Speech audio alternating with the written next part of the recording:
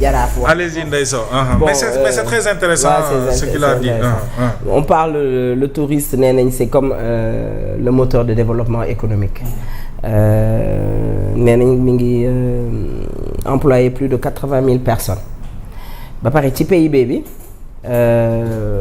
dafa am importance bu mag ci PIB sénégalais mais depuis quelque temps. fàtte tourisme religieux comme que Jaraaf wax na loolu. mais bien wax na dëgg de dëgg la mais en fait lii amul loolu la parce que quand il y a les Magal de Touba. voilà ñëw di gàmmu ji ñuy jugee dans la sous-région tout ça. mais loolu dañ ko am na nu ñu ko doon formaliser je pense que dinañ ci mën a Sénégal gi yëpp dina ci gis boppam te mën nañ na sax ñu ngi ciy gis suñu bopp. parce que tamit kii dem di jaay ji bu yóbboo njaayam ca Touba dina jaay. bu yóbboo Tiwaawan dina jaay ak feneen dina jaay bu Laayeen xewle it dina jaay je pense que mi ngi noonu. maa ngi dégg aussi je pense que yow yaa ko wax wala Omar lu am solo nga ne tourisme bi nit ñi artisanat bi dañ ko yemale rek effectivement. ci kii village artisanal ci kii yett bant bi ci kii defar bijou bi. kii defar lii. man sax je faisais partie de ces gens-là. bi ma ko xamee yàgg na yàggul. parce que dañoo demoon seeti ji le ministre de l'artisanat au temps. Talla je pense c'était Talla. on voulait suñu association mu jox ñu mu dimbale ñu ci ay vannes à bois. vanne à bois mooy li nga xam ne boo yettee ba pare sama mbokk yooyu ñuy yett xam nga boo ko yettee du nekk tóob. bant lay doon.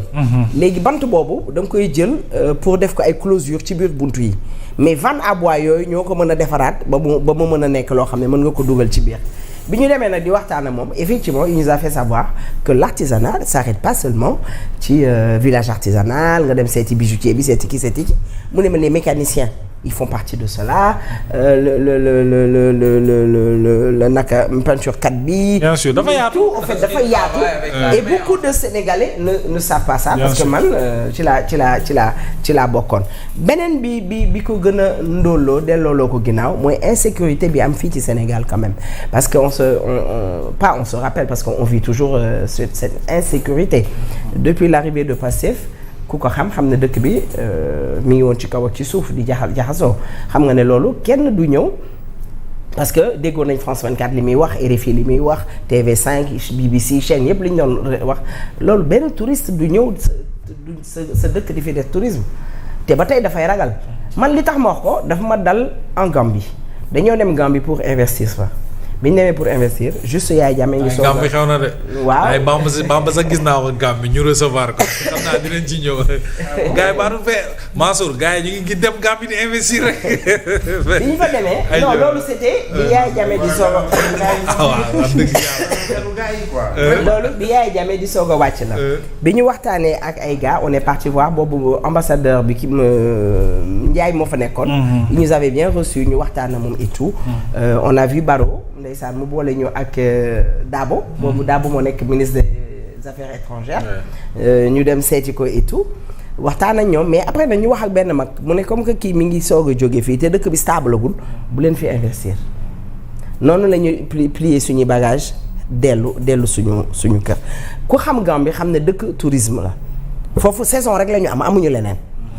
saison bu daan ñëw day fees dell léegi sax xëy na commencé waat nañ mais bi coow loolu di waaj a dem ils ne se sont pas remis de sitôt.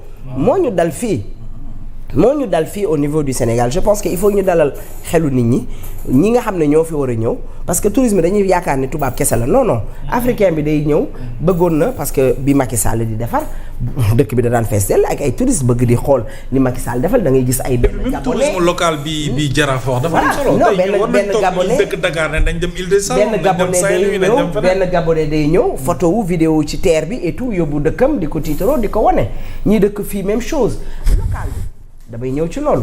man dama mës a ànd ak Bruno D'Erneville Gawsu comment. on est Bruno ñu koy nuyu mais anam Bruno. Bruno yaa ngi lay laaj. ñu koy nuyu. on était parti dans les îles de Saloum.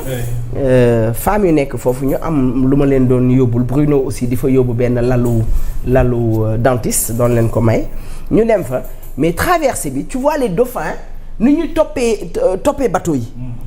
mais c'était tellement beau et moi je me disais que pourquoi lii mënuñu ko exploiter les dauphins moi c'était la première fois mais pour te dire que dafa mel ne man dëkkuma Sénégal.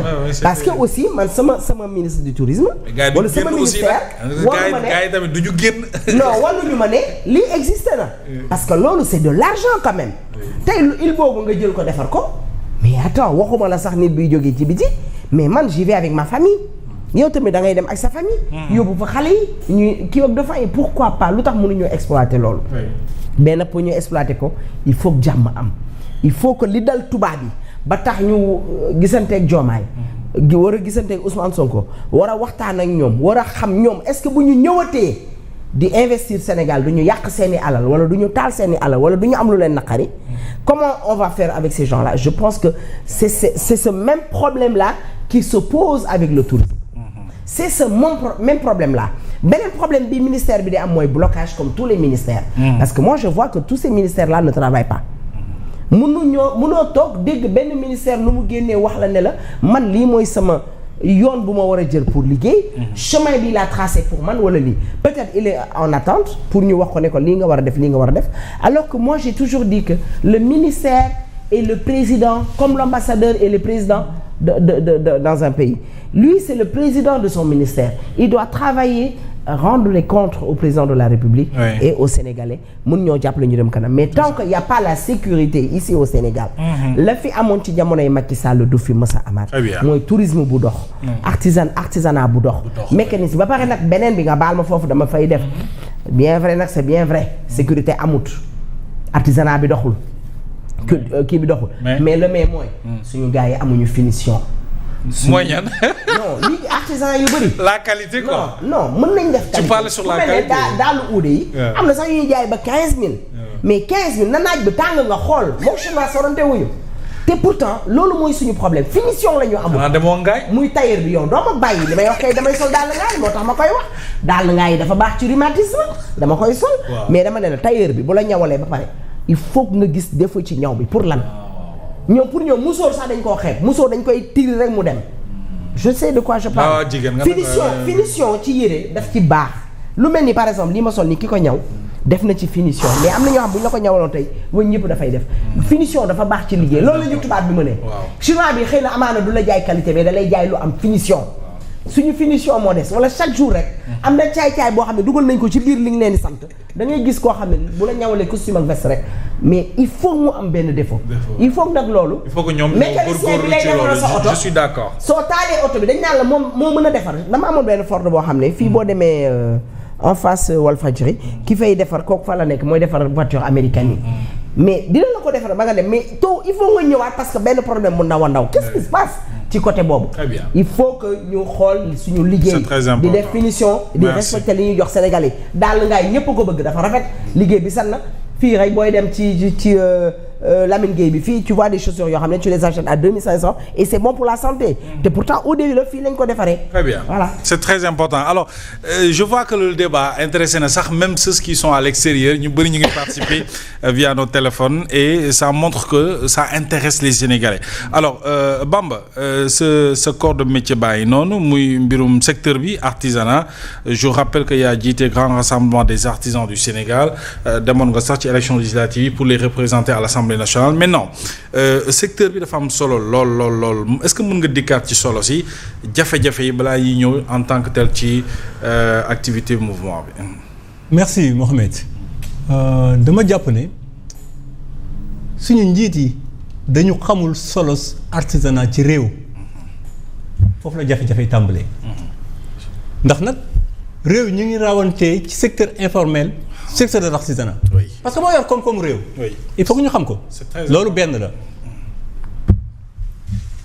tey bu nga dugg fu mel ni Ngaye maa ngi dégg léegi ñu koy tudd miin nga ko nag Ngaye waaw parce que nag sama njaboot la ñu bokk c'est très normal donc nga dugg fu mel ni Ngaye amuñu problème mu produit maanaam la ñu war a produire nañ ko ba mu doy mais mënuñu koo jaay boobu mooy tàmbali jafe-jafe yi. bu rëy jafe-jafe parce que nag ku yor marchandise jaay fu ma bëgg. waaw c'est ça. lan moo waral blocage boobu loolu la ñu war a dem teg baaram laal ko xam lan mooy indi blocage bi chinois yi. par exemple. dañuy ñëw fekk sa produit nga defar benn dàll ñu xool ne dàll bi mi ngi jar ñëw foto ko. dugg Chine après 15 jours ñu ñëw wàcceel le conteneur. inondé marché bi boo jaayee 5000 ñu jaayee 2500. les gens n'arrêtent pas de dire que ne mooy dàll 24 heures yi. boo ko solee ba lay ngoon mu yàqu. ma wax ne.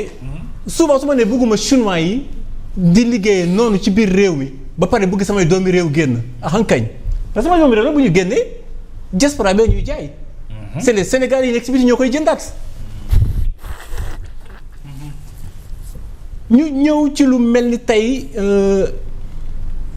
Osaka bi nga xamante ne moo jàll nekk expo universelle